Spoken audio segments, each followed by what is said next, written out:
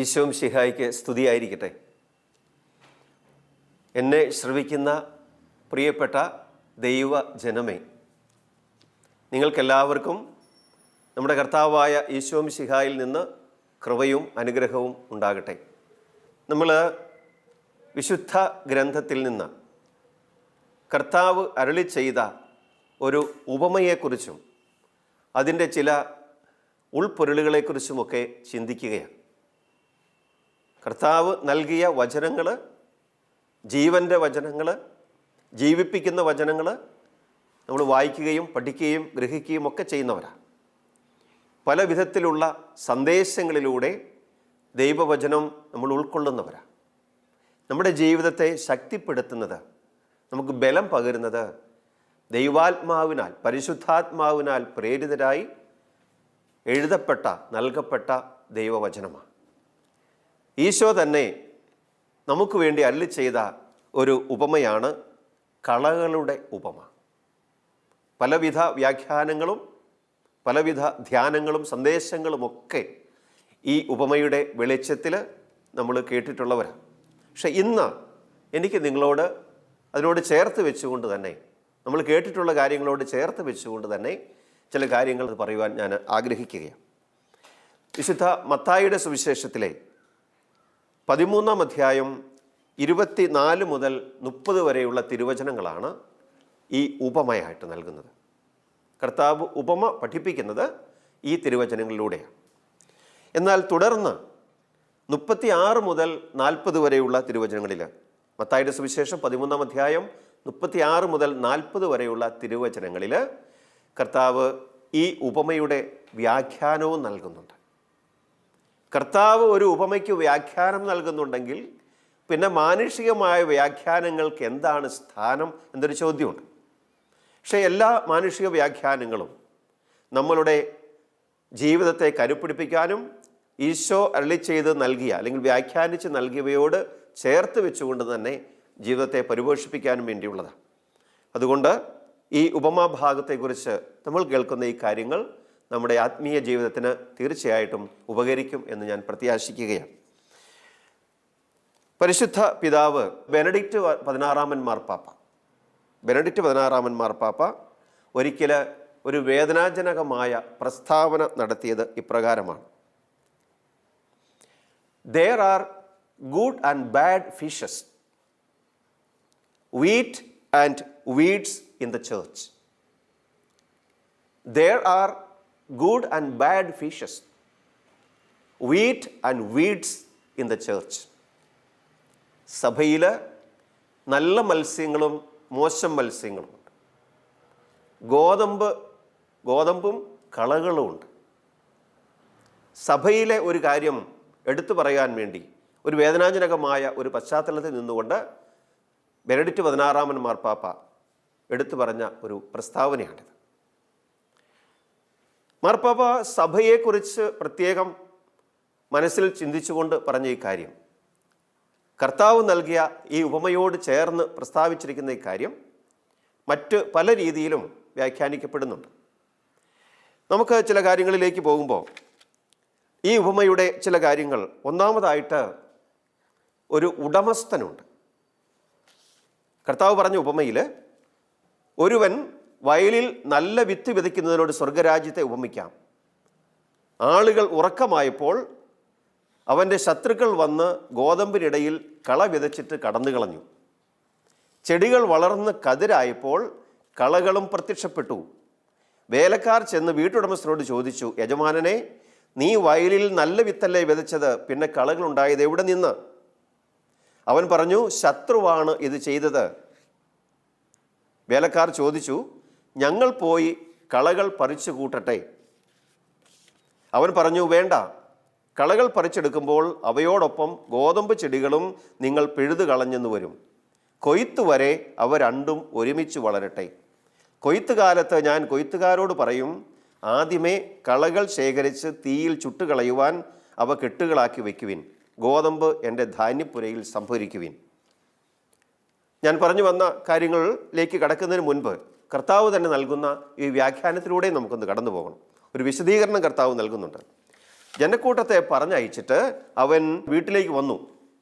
ശിഷ്യന്മാർ അവൻ്റെ അടുത്ത് വന്ന് അപേക്ഷിച്ചു, വയലിലെ കളകളെ സംബന്ധിക്കുന്ന ഉപമ ഞങ്ങൾക്ക് വിശദീകരിച്ച് തന്നാലും.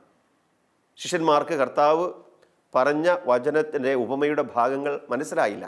അതുകൊണ്ട് അവർ വിശദീകരണം ചോദിച്ചു. അവൻ ഉത്തരം പറഞ്ഞു, നല്ല വിത്ത് വിതയ്ക്കുന്നവൻ മനുഷ്യപുത്രനാണ്, വയൽ ലോകവും, നല്ല വിത്ത് രാജ്യത്തിൻ്റെ പുത്രന്മാരും കളകൾ ദുഷ്ടൻ്റെ പുത്രന്മാരുമാണ്. അവ വിതച്ച ശത്രു പിശാചാണ്. കൊയ്ത്ത് യുഗാന്തമാണ്, കൊയ്ത്തുകാർ ദൈവദൂതന്മാരും. കളകൾ ശേഖരിച്ച് അഗ്നിക്കിരയാക്കുന്നത് എങ്ങനെയോ അങ്ങനെ തന്നെ യുഗാന്ത്യത്തിലും സംഭവിക്കും. കർത്താവ് കൊടുത്ത വളരെ മനോഹരമായ, നമുക്കെല്ലാവർക്കും ആത്മീയമായി വളരെയേറെ പരിപുഷ്ടി പ്രാപിക്കാൻ ഉതകുന്ന ഈ വിശദീകരണം. നമ്മൾ ചില കാര്യങ്ങൾ, ഒരു വയലുണ്ട്, ആ വയലിൻ്റെ ഉടമസ്ഥൻ ആരാണ്? ഏതാണ് ആ വയൽ? യാതൊരു സംശയവും വേണ്ട, വയലിൻ്റെ ഉടമസ്ഥൻ ദൈവമാണ്. വയലിൻ്റെ ഉടമസ്ഥൻ ദൈവമാണ്. നമ്മളെ ദൈവം ഈ ലോകത്തിലേക്ക്, അവിടുത്തെ വയലിലേക്ക് അയച്ചിരിക്കുക. ഈ വയൽ നമ്മൾ മാക്സിമം കൃഷി ചെയ്ത് ഫലപുഷ്ടമാക്കി സൂക്ഷിക്കാനുള്ളത്. അപ്പോൾ ഈ വയലിൻ്റെ ഉടമസ്ഥൻ ചില ലക്ഷ്യങ്ങളുണ്ട്. ഈ വയലിൽ ഉടമസ്ഥൻ നോക്കുക, ഗോതമ്പ് വിതച്ചു. പക്ഷേ കുറച്ച് കഴിഞ്ഞപ്പോൾ ഈ ഉടമസ്ഥൻ്റെ ഗോതമ്പ് തോട്ടത്തിൽ അല്ലെങ്കിൽ ഗോതമ്പ് പാടത്ത് കളകൾ പ്രത്യക്ഷപ്പെട്ടു. ഉടമസ്ഥനായ എൻ്റെ വയലിൽ എന്നോട് ചോദിക്കാതെ ആരോ കടന്നു വന്നു, എൻ്റെ അനുവാദത്തിനായി കാത്തു നിൽക്കാതെ ആരോ കടന്നു വന്നു. ആരോ എന്നുള്ളത് ശത്രുവാണ്. അവൻ ശത്രുവാണോ മിത്രമാണോ അറിയുന്നത് എങ്ങനെ? എനിക്ക് ചെയ്ത ഒരു പ്രവൃത്തിയുടെ അനന്തരഫലമായിട്ടാണ് അവൻ എൻ്റെ ശത്രുവാണോ മിത്രമാണോ ഞാൻ അറിയുന്നത്. എനിക്ക് വേണ്ടി പുണ്യപ്രവൃത്തിയൊന്നും ചെയ്തവനല്ല, എനിക്ക് വേണ്ടി പുണ്യപ്രവൃത്തി ചെയ്യുന്നവൻ എൻ്റെ ശത്രുവല്ല, എൻ്റെ മിത്രമാണ്. പക്ഷേ എന്നോട് ചോദിക്കാതെ, എൻ്റെ അനുവാദമില്ലാതെ എൻ്റെ പറമ്പിൽ കടന്നു വന്ന് അവൻ എൻ്റെ വിളകളോടൊപ്പം അവൻ്റെ കളകൾ വിതച്ചിട്ട് കടന്നുകള. വയൽ ദൈവത്തിൻ്റെ സ്വന്തം. ഇനി ഇവിടുത്തെ ശത്രു ആരാണെന്ന് കർത്താവ് പറയുന്നുണ്ട്. ഉടമസ്ഥൻ ദൈവമാണെങ്കിൽ അവിടുത്തെ ശത്രു കടന്നു വന്നിരിക്കുക പിശാചാണ്. കർത്താവ് തന്നെ പറഞ്ഞിട്ടുള്ളതാണ്. ഈ പിശാച് കൊണ്ടുവന്ന വിതയ്ക്കുന്ന കളകൾ, ഗോതമ്പ് ചെടികൾ, വിളകളോട് ചേർത്ത് ഇവൻ വിതയ്ക്കുന്ന കളകൾ പലതരത്തിലുണ്ട്. ഇതിനെക്കുറിച്ച് നമുക്ക് ചിന്തിക്കാം. വയൽ ലോകമാണ്. കർത്താവ് പറഞ്ഞനുസരിച്ച് വയൽ ലോകമാണ്. അപ്പോൾ ലോകം ആരുടേതാ? കർത്താവിൻ്റേതാണ്. അതുപോലെ തന്നെയാണ് ഒരു വളർച്ചയുണ്ട്. ഗോതമ്പ് ചെടികൾക്കും കളകൾക്കുമൊക്കെ ഒരു വളർച്ചയുണ്ട്. ആ വളർച്ച ഒരുമിച്ചാണ്. അത് ഈ വയലിൻ്റെ ഉടമസ്ഥൻ്റെ ഔദാര്യത്തിൻ്റെ ഭാഗമാണ്, ഒരുമിച്ച് വളരുന്നു. അതുപോലെ തന്നെ ഒരു കൊയ്ത്തുണ്ട്, നിശ്ചയമാണ്, സുനിശ്ചിതമാണ്. അത് യുഗാന്തമാണെന്ന് കർത്താവ് പറയുകയാണ്. കൊയ്ത്തുകാരുണ്ട്, ദൈവദൂതന്മാർ, വേലക്കാരായിട്ട് ദൈവദൂതന്മാർ. അങ്ങനെ പല കാര്യങ്ങൾ ചേരുന്ന ഈ ഉപമയെക്കുറിച്ച് നമ്മൾ വീണ്ടും ചിന്തിക്കുക. സഹോദരങ്ങളെ, നമ്മൾ ദൈവത്തിൻ്റെ സ്വന്തമായ വയലിൽ, അത് ലോകമാണ്. അതോടൊപ്പം തന്നെ മറ്റൊരു വ്യാഖ്യാനം കൊടുക്കുന്നുണ്ട്. പരിശുദ്ധ പിതാവിൻ്റെ വാക്കുകൾ കേട്ടപ്പോൾ നമുക്ക് മനസ്സിലായി, സഭ എന്നുള്ളത്. അപ്പോൾ ഒരു എക്ലേസിയൽ സഭാത്മകമായ ഒരു വിശദീകരണവും സാർവലൗകികമായ ഒരു വിശദീകരണവും ഇതിനുണ്ട്. അപ്പോൾ ഈ ഗോതമ്പ് ചെടികൾക്കിടയിൽ ശത്രു വന്ന് വിതയ്ക്കുന്ന ആ കളകളുണ്ടല്ലോ, ലോകത്തിലും സഭയിലും നമ്മൾ രണ്ട് രീതിയും ചിന്തിക്കുക. ലോകത്തിലും സഭയിലും കടന്നു വരുന്ന ശത്രു ശരിയായിട്ടുള്ളത് നന്മയുടെ വളർച്ചയെ തടസ്സപ്പെടുത്തുന്നില്ല, പക്ഷേ ചില ക്ഷുദ്രപ്രയോഗങ്ങൾ നടത്തുകയാണ്. വളരെ മനോഹരമായി വളരേണ്ട ഗോതമ്പ് ചെടികളാണ്, ഉടമസ്ഥൻ്റെ സ്വന്തമാണ്. അതിനെ പരിപാലിക്കാൻ ആവശ്യത്തിന് ജനമുണ്ട്, ആവശ്യത്തിന് വേലക്കാരുണ്ട്, ഒക്കെ ശരിയാണ്. പക്ഷേ ശത്രു അത് കണ്ടറിഞ്ഞിട്ട് ആ വിളകളെ ഏതെങ്കിലും വിധത്തിൽ തകർക്കുന്നതിന് വേണ്ടി, ഉദ്ദേശിക്കുന്ന ഫലം ഉണ്ടാകാതിരിക്കാൻ വേണ്ടി ചെയ്യുന്ന കുൽസിത പ്രവർത്തനങ്ങളാണ്. നമ്മുടെ ഇടയിലേക്ക്, നമ്മുടെ സമൂഹത്തിലേക്ക്, സമൂഹത്തിൻ്റെ ഒരു അടയാളം അവിടെയുണ്ട്. ഗോതമ്പ് ചെടികൾ ഒന്നിച്ചു വളരുകയാണ്. ഒരു സമൂഹത്തിലാണ്, ഒറ്റയ്ക്കൊറ്റയ്ക്കല്ല. അപ്പോൾ ഒരു സമൂഹത്തിലേക്കാണ്, ഒരു കൂട്ടായ്മയിലേക്കാണ് ഈ ശത്രു കടന്നു വരുന്നത്. കൂട്ടായ്മയിലേക്ക് കടന്നു വരുന്ന ശത്രുവിൻ്റെ കളകൾ എന്തൊക്കെയാണ്? പൈശാചികമായ കളകൾ നമ്മുടെ ജീവിതത്തെക്കുറിച്ച് നമുക്ക് ചിന്തിച്ചാൽ മനസ്സിലാകും. ഇവൻ സമൂഹത്തിലേക്ക് കൊണ്ടുവരുന്ന ഒരു കള അനൈക്യമാണ്, വിഭാഗീയതയാണ്. ദൈവത്തിൻ്റെ അടയാളം, ദൈവത്തിൻ്റെ ലക്ഷണം കൂട്ടായ്മയാണ്. ത്രിയേക ദൈവത്തിൻ്റെ കൂട്ടായ്മയാണ്, ദൈവജനത്തിൻ്റെ കൂട്ടായ്മയാണ്. അനുസരണയിലും വിധേയത്വത്തിലും ജീവിക്കുന്ന ദൈവജനം, സഭയുടെ കൂട്ടായ്മയിൽ, സഭാധികാരികളോടുള്ള വിധേയത്വത്തിൽ, അങ്ങനെയൊക്കെ നിൽക്കുന്ന ഈ ജനത്തിൻ്റെ കൂട്ടായ്മയിലേക്ക്, ഗോതമ്പ് ചെടികൾ വളരുന്ന വയലിലേക്ക്, കൂട്ടായ്മയിലേക്ക് ഈ ശത്രു പൈശാചിക പ്രവണതകളുള്ളവൻ കടന്നു വന്നിട്ട് അനൈക്യത്തിൻ്റെ വിത്ത്, വിഭാഗീയതയുടെ വിത്ത് വിതച്ചിട്ട് കടന്നു കളയുകയാണ്. അവന് ശത്രുതയുടെ ആളാണ്, കലഹത്തിൻ്റെ ആളാണ്. അവനത് വിതച്ചിട്ട് കടന്നു കളയുക. അവനെ എവിടെ പോയി ട്രേസ് ചെയ്യാൻ പറ്റും? കണ്ടുപിടിക്കാൻ ബുദ്ധിമുട്ടാണ്. ഇന്ന് നമ്മൾ പല കാഴ്ചകളും കാണുന്നുണ്ട്, പല വാർത്തകളും കേൾക്കുന്നുണ്ട്. ജനങ്ങളുടെ സ്വൈരജീവിതം തകർക്കുന്ന ചില ആനകളെ, കാട്ടുജീവികളെ, വന്യജീവികളെ കണ്ടുപിടിക്കാൻ വേണ്ടി വനപാലകർ നെട്ടോട്ടോടുക. ഏതോ ഒരു ആനയുടെ പേരൊക്കെ ഉണ്ട്, പടയപ്പ എന്നൊക്കെ പറഞ്ഞിട്ട് ആനയുടെ പേരൊക്കെ ഉണ്ട്. അതിനെയൊക്കെ പിടിക്കാൻ വേണ്ടിയിട്ട് ദിവസങ്ങളോളം കാത്തിരിക്കുക. ട്രേസ് ചെയ്യാൻ പറ്റുന്നില്ല. പലതരത്തിലുള്ള സാങ്കേതിക സംവിധാനങ്ങളൊക്കെ ഉപയോഗിച്ച് ട്രേസ് ചെയ്യാൻ നോക്കുക. ഇവരെവിടെയാണ് നിൽക്കുന്നത്, അവൻ്റെ നില എവിടെയാണ്, അവൻ നില ഉറപ്പിച്ചിരിക്കുന്നത് എവിടെയാണ്, ട്രേസ് ചെയ്യാൻ നോക്കുക. അങ്ങനെ അവൻ്റെ സങ്കേതത്തിലേക്ക് കടന്നു ചെല്ലാൻ വേണ്ടി ഒരുപാട് കാര്യങ്ങളൊക്കെ നോക്കുന്നുണ്ട്, കണ്ടെത്താൻ നോക്കും. പക്ഷെ കിട്ടുന്നില്ല. അവനങ്ങനെ വഴുതി നിൽക്കുക, ആർക്കും പിടികൊടുക്കുന്നില്ല. എല്ലാ തരത്തിലുള്ള കുൽസിത പ്രവർത്തനങ്ങളുമൊക്കെ ഒപ്പിച്ചിട്ട് അവൻ കടന്നു പോവുക, വിട്ടുപോവുക, നിൽക്കുന്നില്ല. പക്ഷെ അവൻ്റെ പ്രവർത്തികളുടെ പരിണിത ഫലം അവിടെ ഉണ്ട്, അതനുഭവിക്കാനിരിക്കുന്നേ ഉള്ളൂ. അപ്പോൾ അങ്ങനെ കണ്ടെത്താനാവാത്ത വിധത്തിൽ മറയത്ത് നിൽക്കുക, മറഞ്ഞു നിൽക്കുക. നേരിട്ട് കണ്ട് ആക്രമിക്കാൻ പറ്റുന്നില്ല. അവൻ മറഞ്ഞു, അവൻ കടന്നു കളഞ്ഞു. സഹോദരങ്ങളെ, സമൂഹത്തിൽ അനൈക്യം വിതയ്ക്കുന്നവർ, സമൂഹത്തിൽ വിഭാഗീയത സൃഷ്ടിക്കുന്നവർ, ഉച്ചനീതിത്വങ്ങൾ, സമൂഹത്തിൽ വർഗീയത ഉണ്ടാക്കുന്നവർ, എത്ര മനോഹരമായി ഗോതമ്പ് ചെടികൾ ഇളം കാറ്റിൽ ഇങ്ങനെ വളരേണ്ടതാണ്. വെള്ളവും അതുപോലെ വളവുമൊക്കെ വലിച്ചെടുത്ത് സന്തോഷത്തോടെ വളരേണ്ടതാണ്. ഒരു സമൂഹമായി വളരേണ്ടതാണ്, ഒരേപോലെ വളരേണ്ടതാണ്. അവിടേക്ക് ഇത്തരത്തിലുള്ള കളകളുമായി കടന്നു വരുന്നവരെ തിരിച്ചറിയാൻ ബുദ്ധിമുട്ടാണ്. കാരണം അതുപോലെ ഈ വിതച്ചിട്ട് കടന്നു പോകുന്നവരാണ്. ഇനി അവൻ ചെയ്തു വയ്ക്കുന്ന പ്രവർത്തികൾ ദുഷ്ടതയുടേതാണോ നന്മയുടേതാണോ എന്ന് തിരിച്ചറിയാനായിട്ട് ചിലപ്പോൾ ബുദ്ധിമുട്ടുണ്ട്. യജമാനന്മാരെ, ഉടമസ്ഥനെ തക്ക സമയത്ത് അറിയിക്കുന്ന ആളുകളുണ്ട്. യജമാനനെ, നീ വിതച്ചത് നല്ല വിത്തല്ലേ, ഗോതമ്പല്ലേ, പിന്നെ ഇതാ കളകളുണ്ടായിരിക്കുന്നല്ലോ. തക്ക സമയത്ത് വിവരം അറിയിക്കുന്നവരുണ്ട്. അങ്ങനെ ചെയ്തത് ശരിയായില്ലല്ലോ, അതിനുള്ള പരിഹാരമാർഗ്ഗങ്ങൾ കണ്ടെത്തണമല്ലോ എന്നൊക്കെ നീതിബോധത്തോടു കൂടി പ്രവർത്തിക്കുന്ന നല്ല മനുഷ്യർ നമ്മുടെ കൂടെയുണ്ട്. നമ്മുടെ സമൂഹത്തിൽ, നമ്മുടെ പള്ളിയിൽ, നമ്മുടെ ഇടവകയിൽ, നമ്മുടെ സഭയിൽ അങ്ങനെ വരാൻ പാടില്ലല്ലോ.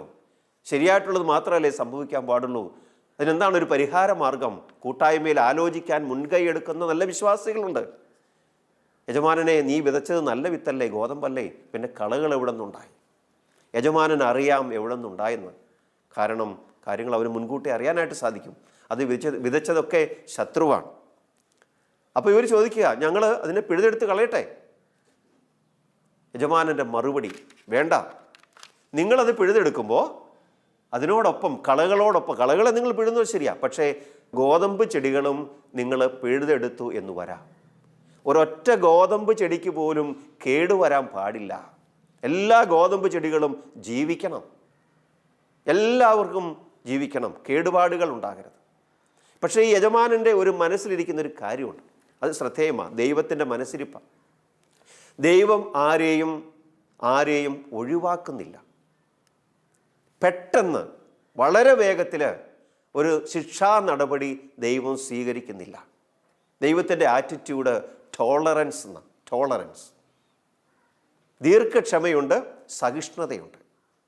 മനുഷ്യരാണ് ഇപ്പം തന്നെ ഒരു പരിഹാരം ഉണ്ടാകും എന്ന് പറഞ്ഞാൽ ഇപ്പം തന്നെ നമ്മളത് ചോദിച്ചിട്ടേ കാര്യമുള്ളൂ. ഇപ്പോൾ തന്നെ ചോദിച്ചിട്ടേ കാര്യമുള്ളൂ. ഇങ്ങനെയുള്ള ദീർഘക്ഷമയില്ലായ്മ, സഹിഷ്ണുതയില്ലായ്മ സാധാരണ മനുഷ്യൻ്റെ ഒരു ഒരു ഒരു പ്രതികരണമാണ്. പക്ഷെ ദൈവത്തിൻ്റേത് അങ്ങനെയല്ല. അതുകൊണ്ടാണ് ദൈവത്തിൻ്റെ പ്രിൻസിപ്പിൾ എന്ന് പറയുന്നത്, തത്വം എന്ന് പറയുന്നത് പ്രിൻസിപ്പിൾ ഓഫ് ഇൻ്റഗ്രേഷൻ എന്നാണ് പറയുക. Principle of inclusion. എല്ലാവരെയും ചേർത്ത് നിർത്തുക, എല്ലാവരെയും കൂട്ടിച്ചേർത്ത് നിർത്തുക, ആരെയും തള്ളിക്കളയാതിരിക്കുക. അങ്ങനെ പലപ്പോഴും നമ്മൾ തീഷ്ണമതികളാണ്. എന്തിനാ? കളപറിച്ച് മാറ്റണം, കളപറിച്ച് മാറ്റണം. ഗോതമ്പ് ചെടികൾ വളരട്ടെ, കളപറിച്ച് മാറ്റണം. അപ്പോൾ നമുക്ക് ഈ കളപറിച്ച് മാറ്റുന്ന പ്രക്രിയ നമ്മുടേതല്ലത്. അത് പറഞ്ഞാൽ ദൈവത്തിൻ്റെതാണ്. അത് ദൈവം നോക്കിക്കൊള്ളും. നമ്മുടെ കടമ നിനക്ക് തന്നിരിക്കുന്ന ജീവിതം നീ പുണ്യപ്രവർത്തികൾ ചെയ്തുകൊണ്ട് ജീവിക്കുക. ബാക്കി കാര്യങ്ങൾ ദൈവം നോക്കിക്കൊള്ളും. ദൈവത്തിന് വിട്ടുകൊടുത്തേക്കുക. നിനക്ക് തന്നിരിക്കുന്ന ജീവിതം നീ എങ്ങനെയാണ് മുമ്പോട്ട് കൊണ്ടുപോകുന്നത്, നിൻ്റെ കാര്യം നീ നോക്ക്. പുണ്യപ്രവർത്തികൾ, സൽപ്രവർത്തികൾ ചെയ്ത് മുമ്പോട്ട് പോവുക. നീ വിചാരിക്കുന്നുണ്ടാവും അവൻ തെറ്റുകാരനാണ്, തൊട്ടടുത്ത് നിൽക്കുന്നവൻ ഒരു കളയാണ്, തൊട്ടടുത്ത് നിൽക്കുന്നവൻ ശത്രു വിതച്ച ഒരു കളയാണെന്ന് നീ വിചാരിച്ചാൽ അത് തെറ്റാണ്.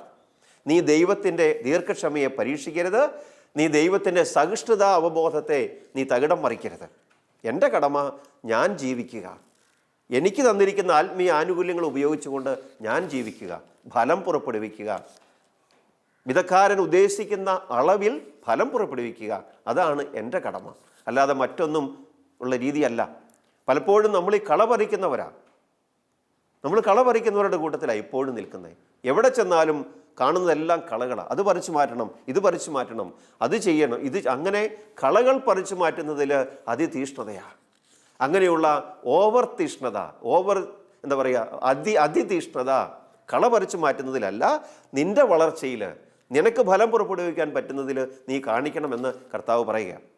ഈ ഉപമയിൽ വ്യാഖ്യാതാക്കളൊക്കെ പറയുന്നത് പോലെ there is a mysterious combination of justice, compassion of God. A mysterious combination. അതുകൊണ്ടാണ് മിസ്റ്റീരിയസ് കോമ്പിനേഷനാണ്. നീതിയുടെയും സഹതാപത്തിൻ്റെയും പിന്നെ സഹിഷ്ണുതയുടെയും ഒക്കെയുള്ള ഒരു മിസ്റ്റീരിയസ് കോമ്പിനേഷൻ ഈ ഉപമയിലുണ്ട്. അത് ദൈവത്തിൻ്റെ തനി സ്വഭാവമാണ്.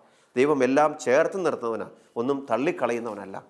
ആരുടെയും മുഖത്ത് നോക്കിയിട്ട് എല്ലാവരുടെയും മുമ്പിൽ വെച്ചിട്ട് നീ അപഹാസ്യനാണ്, നീ കളയാണ്, നീ പരിഹസിക്കപ്പെടേണ്ടവനാണ് എന്ന് ദൈവം പറയുന്നില്ല. ഈ സാഹചര്യത്തിൽ ഞാൻ എവിടെയോ വായിച്ചു കേട്ട ഒരു കാര്യം പറയുവാൻ ആഗ്രഹിക്കും. ഒരു ക്ലാസ്സിലെ അധ്യാപകൻ്റെ അടുത്ത് ക്ലാസ്സിലെ ഒരു കുട്ടി കംപ്ലൈൻറ്റ് ചെയ്തു. നമ്മൾ കേട്ടിട്ടുള്ള ഒരു കൊച്ചു സ്റ്റോറി ആയിരിക്കാം.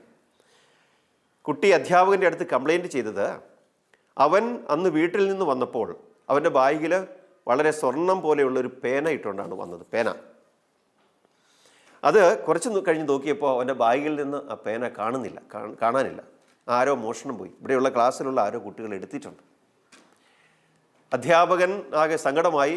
സാറിൻ്റെ ക്ലാസ്സിലെ കുട്ടികൾ അങ്ങനെ ഒരു മോഷണം നടത്തുമോ?